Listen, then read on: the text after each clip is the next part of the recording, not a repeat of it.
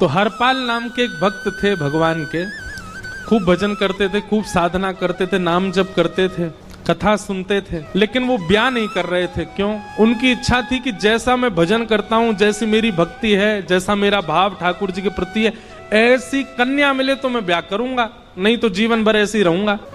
तभी उनके किसी रिश्तेदार ने आकर के बताया, बोले तेरे लायक कन्या मिल गई मुझको। तो हरपाल जी बोले क्या क्या गुण है उस कन्या का? बोले उस कन्या ने शर्त रखी है, मैं उसी से ब्याह करूंगी जो रोज 1000 संतों को प्रसाद पवाता हो। हरपाल जी बोले अब तो मुहूर्त भी नहीं निकलवाना, कल ही ब्याह करवा दो मेरा। ऐसी कन्या से तो मैं बिना मुहूर्त के ब्याह करूं। मुहूर्त उसके संग देखा जाता है जिसके संग यह संकोच हो या फिर यह दुविधा हो कि पता नहीं जीवन कैसा चलेगा, इससे तो मुझे भरोसा है बढ़िया जाएगा मेरा जीवन, इसी से ब्याह करा दो। कन्या ने शर्त रखी, हरपाल जी हम आपसे ब्याह तो कर रहे हैं पर हमारी शर्त मंजूर है ना, रोज 1000 संतों को प्रसाद पवाना पड़ेगा। बोला मैं निश्चित करूंगा, आप ब्याह कर लो। और ब्याह हो गया। हरपाल जी रोज 1000 महात्माओं को प्रसाद पवाते। अब देखो, अगर कोई संकल्प ले ले कि मैं 1000 महात्माओं को प्रसाद पवाऊंगा, अगर 100 महात्मा ज्यादा बढ़ जाएं, 200 महात्मा ज्यादा, उनको मना करेगा क्या?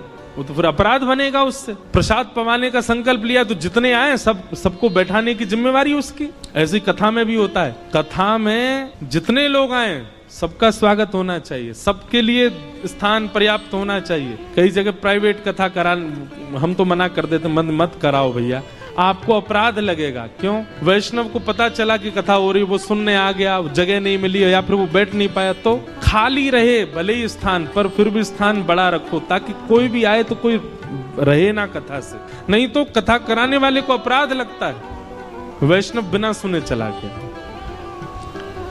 तो हरपाल जी ने नियम ले लिया, रोज 1000 महात्माओं को भोजन कराते। अब 1000 की जगह कभी कभी 1200 भी हो जाते, 1300 भी हो जाते, 1500 भी हो जाते, लेकिन हरपाल जी करते कुछ नहीं थे। कमाई का कोई जरिया नहीं था, केवल दादा परदादाओं की पुश्त से जो उनके पुश्तैनी धन था उसी को ही खर्च करते जा रहे थे। 1 साल तक बढ़िया चला, 1.5 साल बढ़िया चला, लेकिन 1.5 साल बाद धीरे धीरे धन खत्म होने लगा।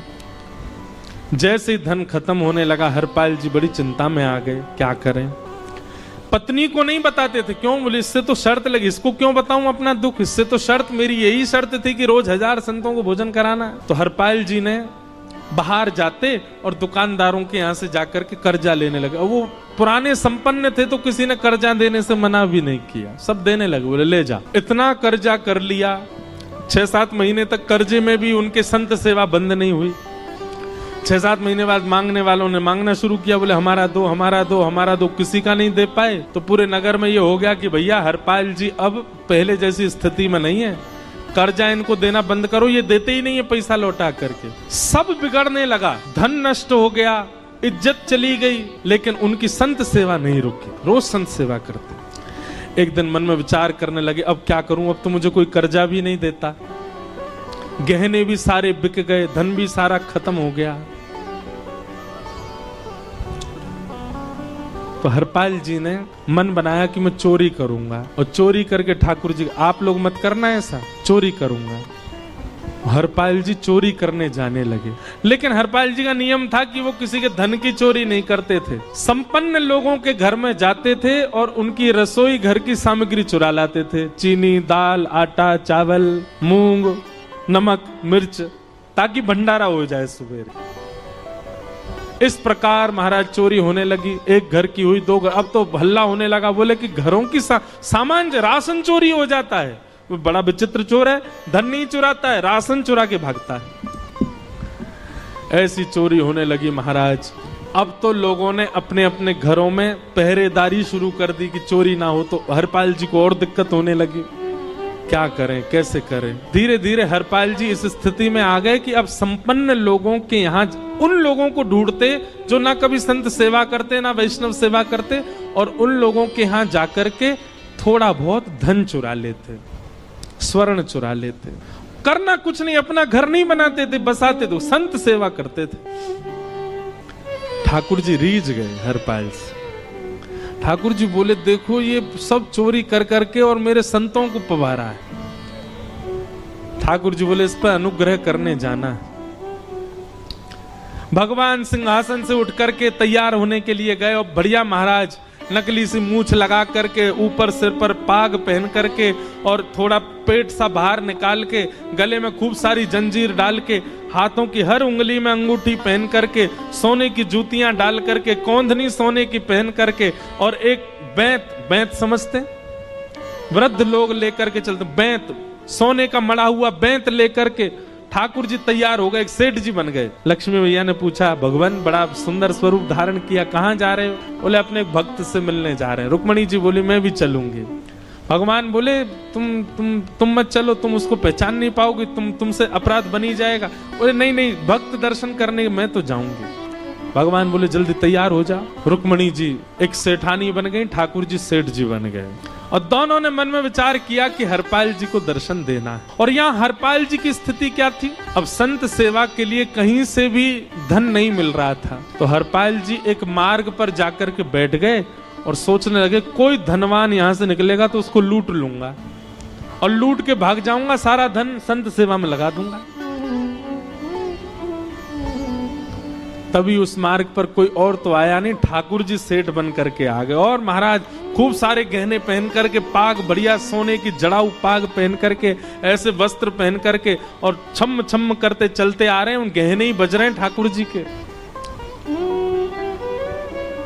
हरपाल जी ने जैसे नेत्र खोल करके देखा,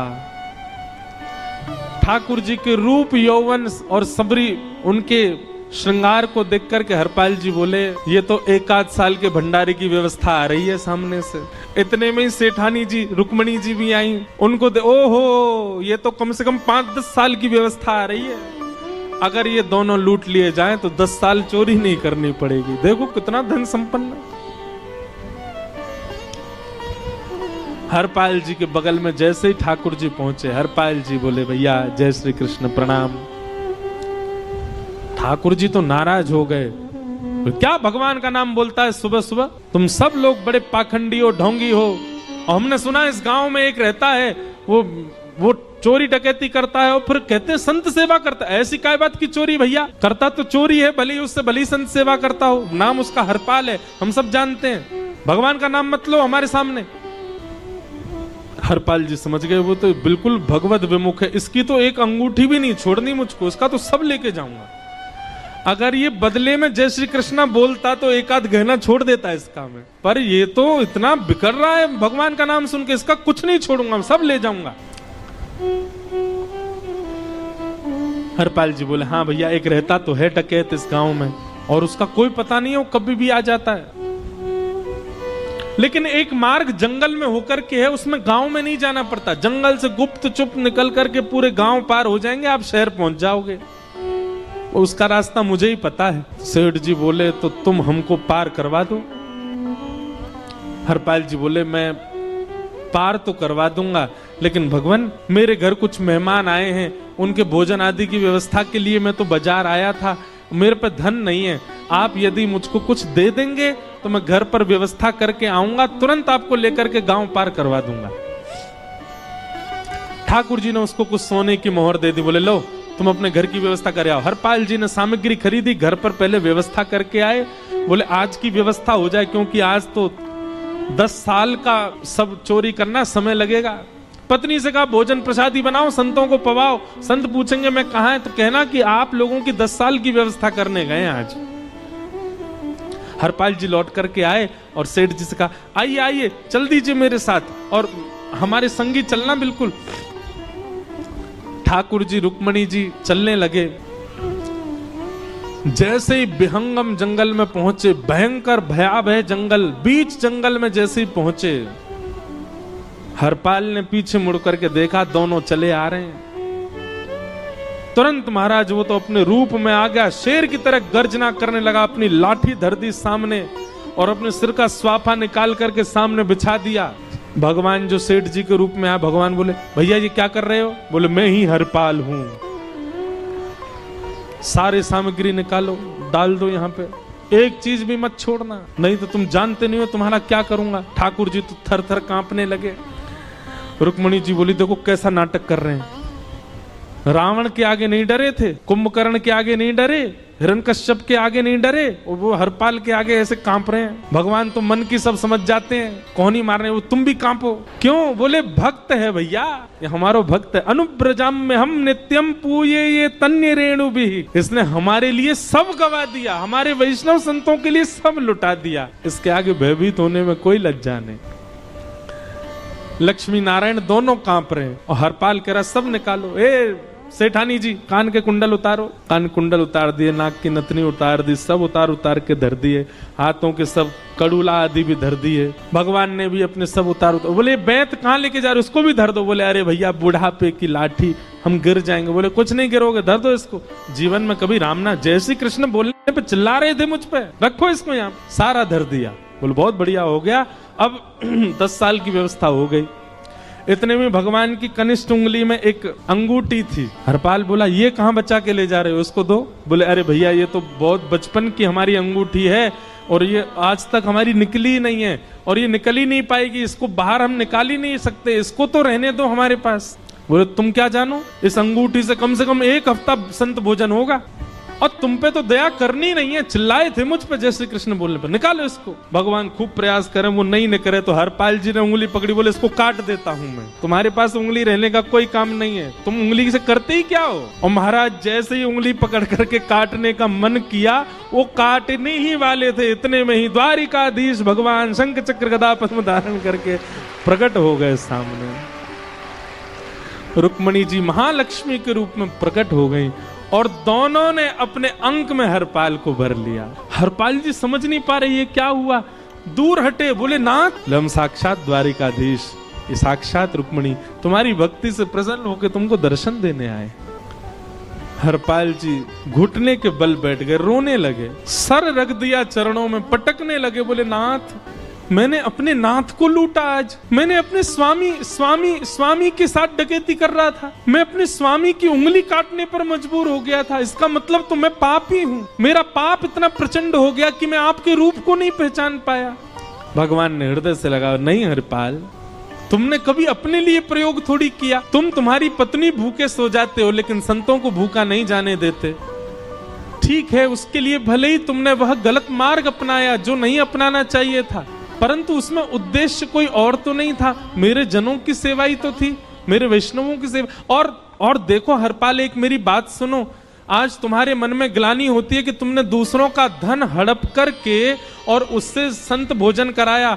वास्तव में इसका विधान शास्त्रों में यह बताया गया, जिसके धन से भोजन बना और संतों ने पाया, परोसा भले ही किसी ने भी हो, कार्यक्रम भले ही किसी ने भी कराया हो, पर धन जिसका लगता है पुण्य उसी को मिलता है। तुमने तो अपने गांव के, शहरों के उन लोग जो कभी संत सेवा नहीं करते थे, उनके धन चुरा करके उनको पुण्य बांटा है। तुमने कुछ गलत नहीं किया है।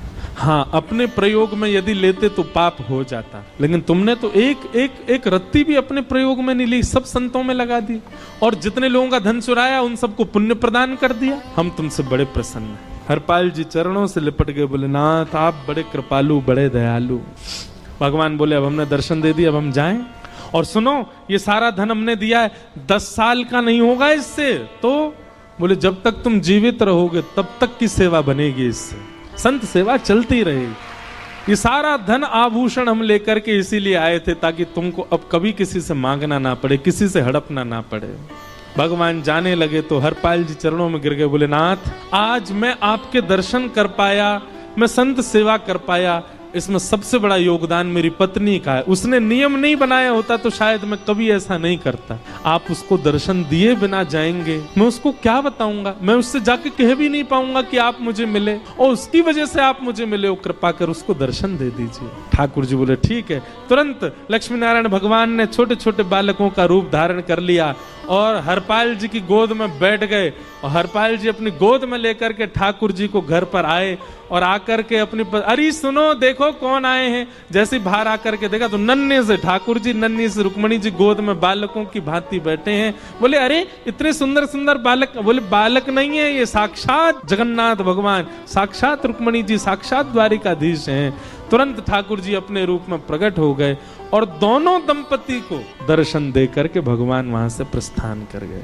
बोलो भक्त वत्सल भगवान। तो एक भक्त जीवन संगी का प्राप्त होना भगवत दर्शन तक ले जा सकता है आपको। अब जिनके ब्याह हो चुके हैं उनसे तो अब हम कुछ कर नहीं सकते, पर जिनके नहीं हुए हैं संभल जाओ, सुधर जाओ, ठाकुर जी से प्रार्थना करो और प्रार्थना करके केवल एक ही चीज मांगो, क्या हम गृहस्थी हैं नाथ, यह गृहस्थाश्रम है, हम इसमें आ चुके हैं, अब कृपा करके हमारे जीवन में जो भी आए वो आपका भक्त आए।